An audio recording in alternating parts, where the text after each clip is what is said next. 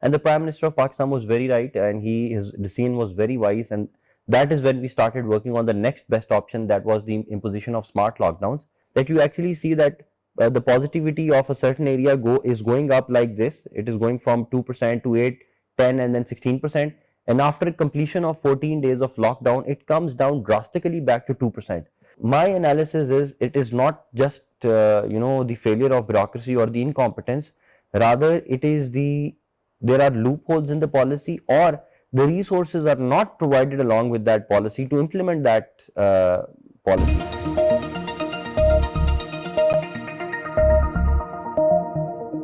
Hello, everyone. Welcome to another episode of Policy Beats. Today we have with us Deputy Commissioner of Islamabad, Mr. Hamza Shafqat.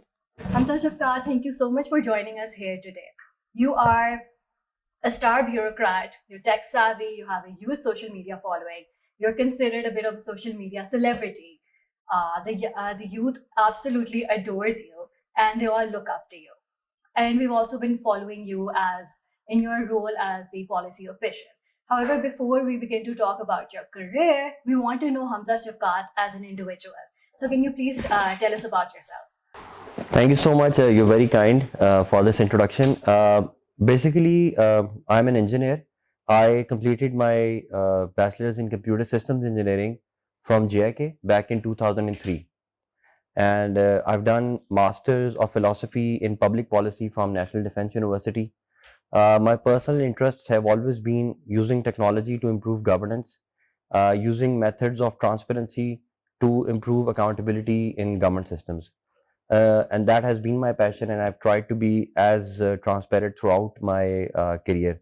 As a person, I'm a very humble person. I think I have a sense of humor. People might know better.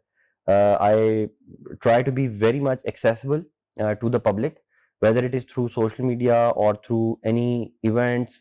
I try to engage with the youth of Pakistan, of the city, and I get my maximum input and help and volunteer work from them. Thank you. You mentioned that you have studied engineering from one of the top universities in Pakistan, and that too, you did it at a time when the tech industry was flourishing and the civil services was not considered a lucrative career. So, my question to you is, what was your motivation behind joining civil service of Pakistan?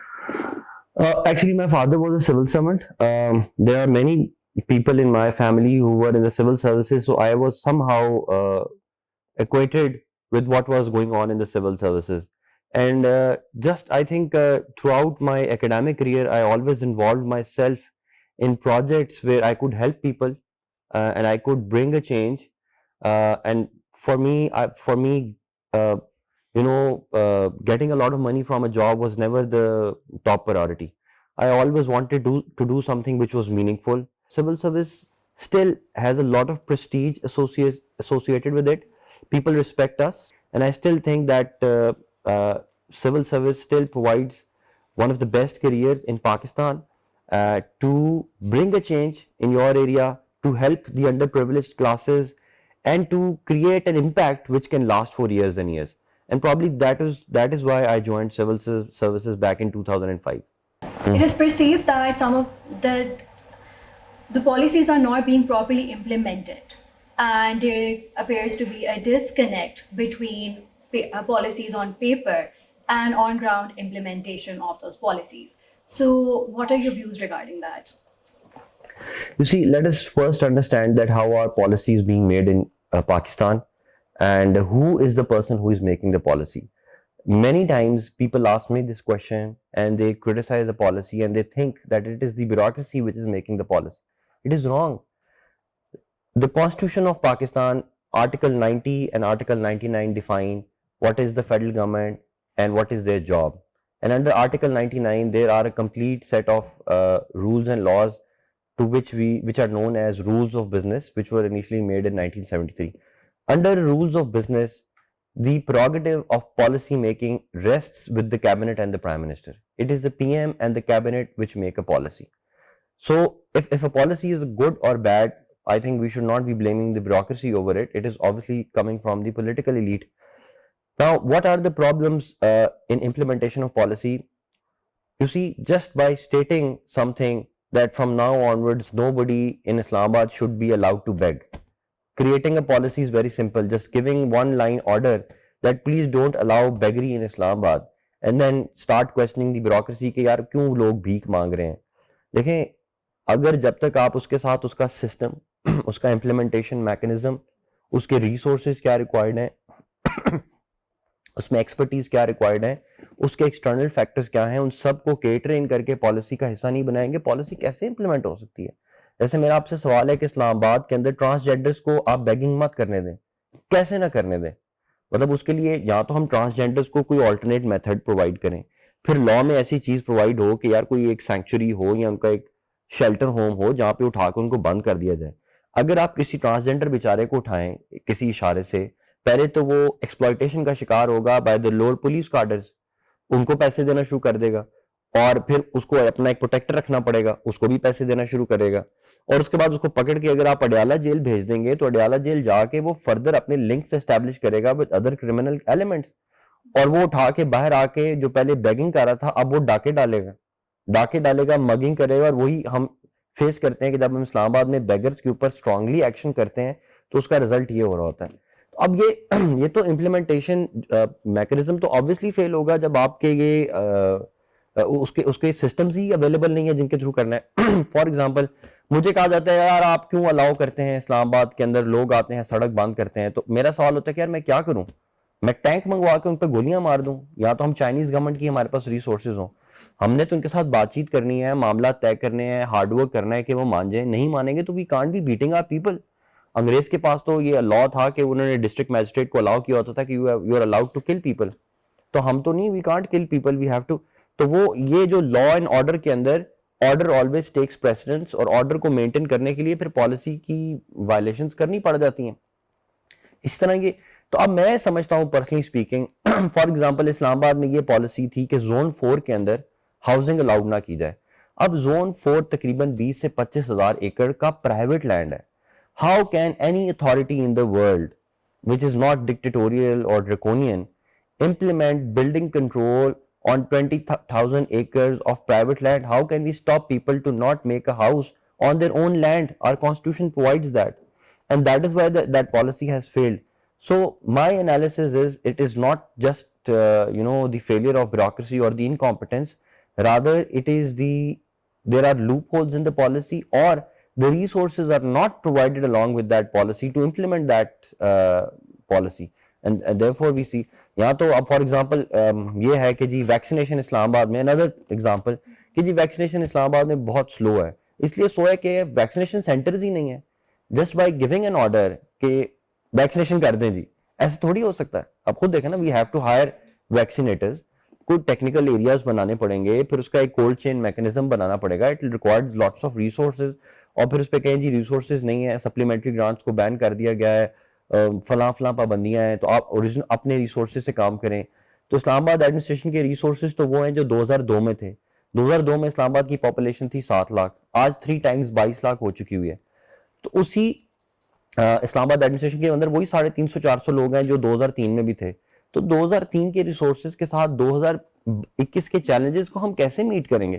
یہ gap کب برج ہوگا؟ پھر یہ ایک long debate ہے کہ ہمیں probably اپنا سوشل کانٹریکٹ کو ری تھنک کرنا پڑے گا, ہمیں اپنا ٹیکسیشن سسٹم امپروو کرنا پڑے گا, ایجوکیشن امپروو کرنی پڑے گی, تاکہ حکومت کے پاس اتنا پیسہ آئے, اور حکومت کا پیسہ بھی پھر ڈیٹ سروسنگ میں یا ڈیفینس ریلیٹڈ ایکسپینڈیچرز میں یا ڈے ٹو ڈے بزنس میں نہ جائے, بلکہ ڈیولپمنٹ میں جائے. تو یہ اس پورے ماڈیول کے اندر صرف ایک سول سرونٹ کو کہنا کہ جی یہ ایک اے سی ہے, یہ اچھا کام نہیں کر رہا, اس کے علاقے کے اندر قبضے ہو رہے ہیں, یہ نہیں دیکھتے کہ یار اس اے سی کو پروٹیکشن کیا ہے. اس اے سی کا کبھی ادھر آپ یہ دیکھیں اسلام آباد کے اندر ایک ڈی ایس پی کا اس کے ساتھ ہم لینڈ انکروچمنٹ آپریشن کرنے گئے, اس کے بیٹے کو اغوا کر لیا اگلوں نے. پھر کہیں کہ جی آپ نے کیسے زمین کا قبضہ خالی نہیں کیا ہے, without even imagining کہ یار what kind of a challenge we are facing. Let's move on to environmental issues. So Islamabad is one of the properly planned cities of Pakistan. However, we're seeing recently that certain developments are taking place across Islamabad, which are not considered environmentally friendly. So what are some of the actions that you are taking to address that, and also to improve the standard of living of the people of Islamabad? The first thing is that because of probably war on terror in KPK and because of various other reasons, there was a huge influx of uh, people from other cities, and they started living in Islamabad. Now, automatically, if a lot of people are coming here, there is a demand of housing. If the government is unable to invest in that area and create more houses for people, obviously people will start making their own houses. And that is exactly what had happened in Islamabad. Because of massive migration, it is one of the largest growing cities in the region. So because of that, people started building their own housing projects on their own private lands, and it was impossible for one authority to stop them, because it's an area of 220,000 thousand एकड़, 2,20,000 एकड़ का ये area है. इसको 100 बंदा जो inspectors हैं वो तो जाके चेक नहीं कर सकते हर गली हर मोहल्ले के अंदर कि कोई नई कंस्ट्रक्शन हो रही है कि नहीं. तो उसकी वजह से एक नई हुई बार क्या, उसके लिए फिर एक नया मास्टर प्लान चाहिए था. Thankfully the new government has approved that master plan. अब उन सब चीज़ों को हम रेगुलराइजेशन की तरफ लेके आ रहे हैं. जहाँ तक एनवायरनमेंट की बात है, एनवायरनमेंट का इम्पैक्ट काफ़ी चीज़ों में हुआ है. एक तो ये हुआ कि इस्लामाबाद का अपना इंडस्ट्रियल एरिया था. उस इंडस्ट्री के लिए फिर इस्लामाबाद के अंदर एक नई ऑर्गेनाइजेशन बनाई गई जिसका नाम था एनवायरमेंटल प्रोटेक्शन एजेंसी, EPA. उसके अंदर बड़ी वाइब्रेंट ऑफिसर्स को लगाया गया और उन्होंने बड़ी तेज़ी से हमारी जो इंडस्ट्रीज़ हैं, चाहे वो ब्रिक किल्स हों, चाहे वो स्टील इंडस्ट्री हो, उनको वो एनवायरमेंट फ्रेंडली और कंपैटिबल कर रहे हैं. वो प्रोसेस चल रहा है. दूसरा काम ये चल रहा था कि जो मैसिव अर्बनाइजेशन हुई है और जो हमारा एग्रीकल्चरल लैंड था या फॉरेस्ट लैंड था वो कन्वर्ट हो गया है हाउसिंग प्रोजेक्ट्स के अंदर. तो उसको कॉम्पनसेट करने के लिए हम रीगेन करें, रिट्रीव करें वो लैंड. और हमने इस्लामाबाद के अंदर हिस्टोरिकल ऑपरेशन करके 20,000 कनाल्स ऑफ लैंड को रिकवर किया और उसके ऊपर हम ग्रीन एरियाज और उसको कन्वर्ट कर रहे हैं फॉरेस्ट, और नए से नए मियावाकी फॉरेस्ट भी लगा रहे हैं, ग्रीन एरियाज में कन्वर्ट कर रहे हैं, पार्क्स बना रहे हैं ताकि वो हमारा ग्रीन जो कैरेक्टर है वो बरकरार रहे सिटी का.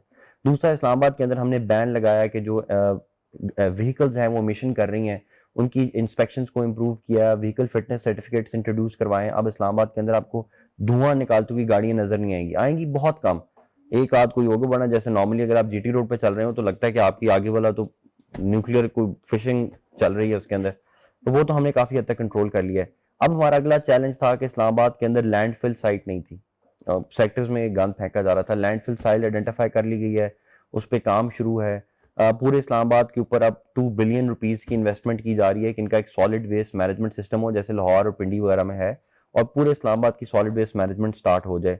उसके अलावा जो नलाज हमारे गंदे थे उनको रिट्रीव किया जा रहा है. नलाज के अंदर जो सीवेज पाइप्स थी उनको बंद करवाया जा रहा है. ऑडिट चल रहे हैं. तो मैसिव काम चल रहा है. लेकिन ये मैं फिर आपको बताऊं कि it requires a lot of money. अगर आपने सीवरेज सिस्टम को चेंज करना है, ये इस्लामाबाद तो आपको पता है 50 साल पुराना शहर है और इसके अंदर तभी सीवरेज की पाइप्स डाली गई थी. अब अगर आपने सीवरेज पाइप्स चेंज करनी है, चोकिंग खत्म करनी है, वाटर लीकेज खत्म करनी है, तो नया पाइपिंग का सिस्टम डालना पड़ेगा विच रिक्वायर्स 50-60 बिलियन रुपीज. तो इतना पैसा है नहीं है कि उस पर इतना इन्वेस्ट किया जाए. उस जमाने में तो दूसरे शहरों से पैसा निकाल के इस्लामाबाद में इन्वेस्ट किया गया, लेकिन अब तो इस्लामाबाद ने अपने रिसोर्सेज खुद जनरेट करने हैं. तो उसके लिए फिर टैक्सेशन करनी पड़ेगी. जब टैक्सेशन करते हैं तो लोग शोर मचाते हैं. तो इसी इक्विलिब्रियम के अंदर ही कहीं ना कहीं से इंप्रूवमेंट हो रही है. I am very hopeful that in the next 4-5 years Islamabad का ग्रीन कैरेक्टर दोबारा बहाल होगा और ये जो नए हाउसिंग प्रोजेक्ट्स हैं उनकी इकोनॉमी को भी डिस्टर्ब नहीं करेगा. प्लास्टिक बैग्स भी हम बैन कर चुके हुए हैं और उस पर भी हम मैसिव काम कर रहे हैं. I think things will improve in the very near future इंशाल्लाह. For my next question, I want to talk about what an excellent job, obviously, you have done in handling the COVID-19, containing the COVID-19 pandemic. So when the pandemic hit, there was a lot of uncertainty regarding how that crisis should be handled because there was no prior data regarding how to handle such a crisis. And many people are of the view that we should follow the practice of the West and imposed a complete lockdown. However, our Prime Minister Imran Khan took a completely different policy option and imposed a smart lockdown, and that proved to be a very successful model. And even in the second wave, many people ended up following our particular example and imposed a smart lockdown instead of a complete lockdown. In that context, my question is, how do you take on a challenge when there is so much uncertainty involved? Thank you so much. I think if somebody performs well in a certain situation, I think it has very less to do with what exams he took during his civil service examinations. Coming to my first point, But your point is that how I think the exhibition of leadership qualities, it is something which is very innate. It cannot be taught through training, or it cannot come through your educational background. I think circumstances build you in a certain way. Your family structure, your own ethics and values, they probably mold you to perform in a certain way in a certain situation. When the COVID crisis came, we didn't even know that there was a law called Epidemic Diseases Act. We had no idea what is the word quarantine, and how is a deputy commissioner will how will he establish a quarantine center. We did not know what are its SOPs. We were not trained for this thing. Even our seniors were not trained for this. We have seen a lot of crisis of the political crisis, administrative crisis. We have seen floods. Sorry. And we've seen droughts, and we know how to deal with poverty and law and order situations, but this was one of its own kind. So I think we were not familiar with with these all kinds of different things which were going on at that time. We did not know how to deal with those people who were COVID positive. We were tasked to host all those people who were coming from abroad. We had to receive them on Islamabad airport, and we had no idea what kind of disease they had. We used to get them tested, and then used to move them to quarantines, and it was a huge challenge for what we were not even trained for. But somehow I think tough situations help a person to improve his own working, and allow him to actually show something, that if he has some substance in his personality. How we dealt with the COVID crisis, I think the biggest help that we got during this crisis was the use of information technology. It was the first time in my office that we established a COVID nerve center, and it was just not a hi-fi center, but we had just 4 or 5 people who were familiar with the use of computer and data. And what all we did was that we asked them to call everybody, get the data, translate into graphs and readable data, so that we can implement smart lockdown policy. Obviously, mindlessly locking everything around the city was serving us no purpose, because it was not even possible. We have a lot of poor people in the city, and it was impossible to stop everybody, because people had to come to PIMS, people had to come to the government offices, people had to come out to clean the city, because we cannot afford to not clean the city for 15 days.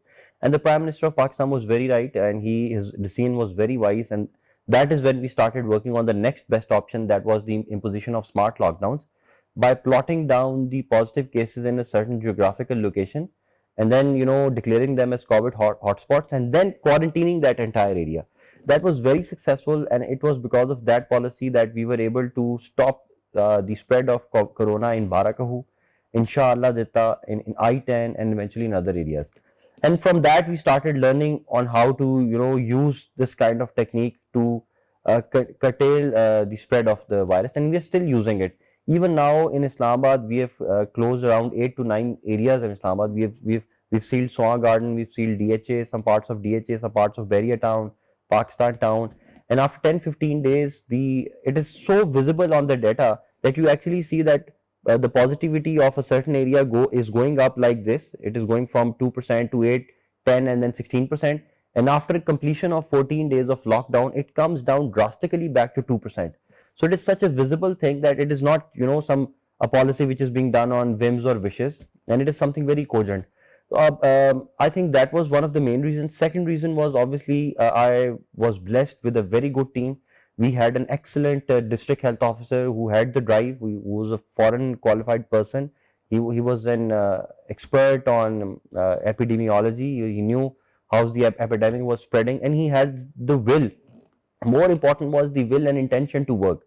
And that does not come from your civil service examinations. That comes from your training throughout your life.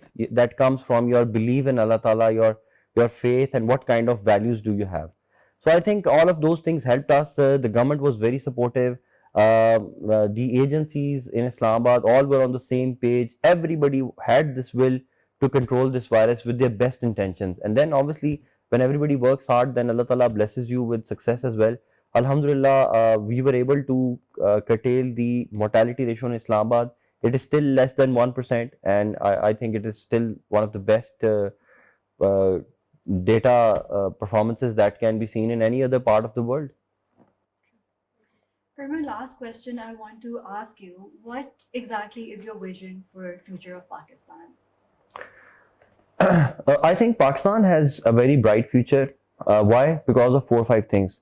First is the increasing and budding middle class of Pakistan. It is actually the middle classes who work hard, who have a certain value system, and they want betterment around their areas. Because poor people, they are so oppressed that they are just surviving, and rich people, they are only worried about their accumulation of wealth. So they are not much concerned about what is happening around them. So the budding middle class, number one. Then the independent media and the independent judiciary, and such a vibrant and powerful and active institutions that we have, that I think that this will result in a strong check on the government, and the strong check on mafias which have been ruling in the country. And thirdly, I think there is also strength in our diversification. Our language, our religion, our culture binds us together. Whether a person is living in Karachi or whether he's living in Fata, he's still happy when Shahid Afridi performs well. He's still happy when Shoaib Akhtar takes a wicket. We have Alhamdulillah, we have leadership which is being loved and which is very popular amongst the people. There are challenges because of Corona and because of other internal issues. I think we need to work on the change of social contract. Somehow, I think there is a need of some amendments in the constitution, so that all of us work together to achieve a certain aim. Otherwise, the challenges which are going in the city in Pakistan are poverty, terrorism, sectarianism, and corruption. These are foremost challenges, and the government is working hard to overcome them, and inshallah we will overcome. I think in the next 10 years, 10 12 years, if things go as they are being planned, inshallah Pakistan will be one of the best countries in the region.